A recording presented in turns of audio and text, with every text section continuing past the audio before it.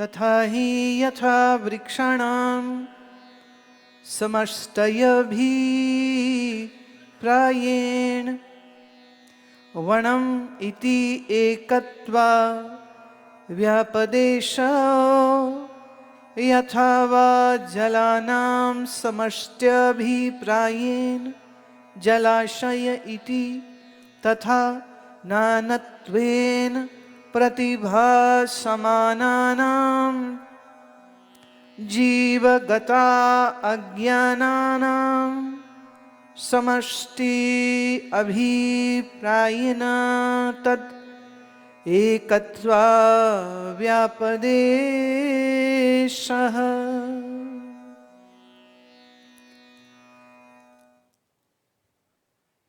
एक वृक्ष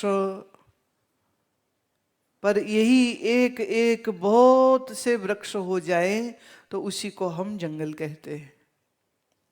एक जल बिंदु पर ऐसे बहुत से जल बिंदु इकट्ठे हो जाएं तो उसी को जलाशय बोलते हैं। ये बात हो रही है व्यष्टि और समष्टि की। तो ये जो समष्टि कारण अज्ञान है उसकी बात कर रहे हैं। एक जीव के मन में अज्ञान हुआ व्यष्टि, पर समस्त जीवों के अंतःकरण में जो अज्ञान हुआ वो हुआ समष्टि अज्ञान। समष्टि अज्ञान। तथा नानत्वेन प्रतिभा समानानम, और ये नाना रूप से, नाना नानी नाना वाला नाना नहीं, नाना मतलब अनेक, ये मूल रूप अज्ञान नाना माने अनेक तरीकों से प्रतिभासित होता है, प्रतीत होता है।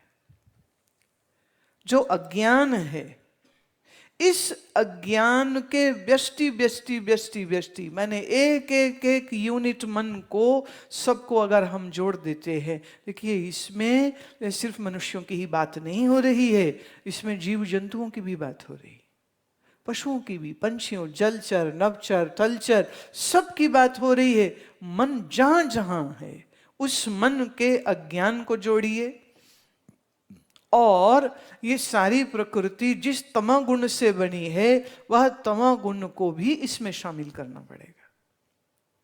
तो ये हुआ कारण समष्टि अज्ञान।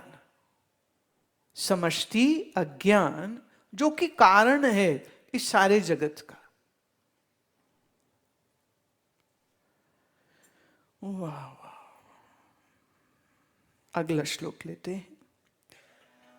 इयं समष्टिः उत्कृष्टा उपाधित्याय विशुद्ध सत्वा प्रधान।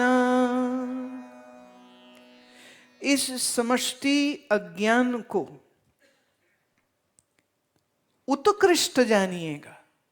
उत्कृष्ट मतलब श्रेष्ठ, सुप्रीम। कारण अज्ञान को सुप्रीम जानिए। क्यों? क्योंकि ये विशुद्ध सत्व, ये संपूर्ण रूप से सत्वगुणी होता है। When we say सत्वगुणी, then it means it doesn't has any impurity at all.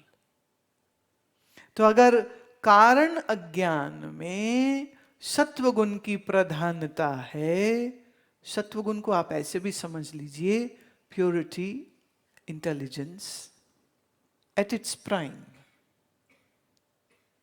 At its prime, at its the highest zenith possible. इसीलिए इसको हम प्रधान भी कहते हैं। इसका एक ही नाम है प्रधान। कहीं कहीं शास्त्रों में वह कारण समष्टि अज्ञान शब्द इस्तेमाल नहीं करते, वहां वो शब्द कहते प्रधान। तो प्रधान से प्रकृति हुई। देखिए सांख्य दर्शन की और वेदांत दर्शन की जो क्रम है थोड़ी सी डिफरेंट होती है, इसलिए उन दोनों को मिलाइएगा मत।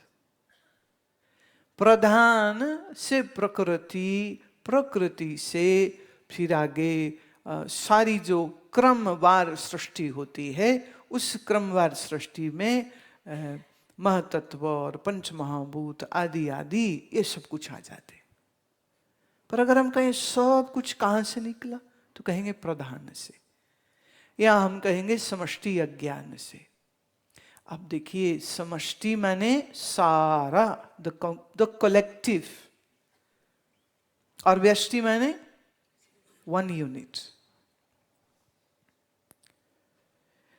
एतत् उपहितं चैतन्यं सर्व ईश्वरत्वा सर्व नियंत्रित्वायादि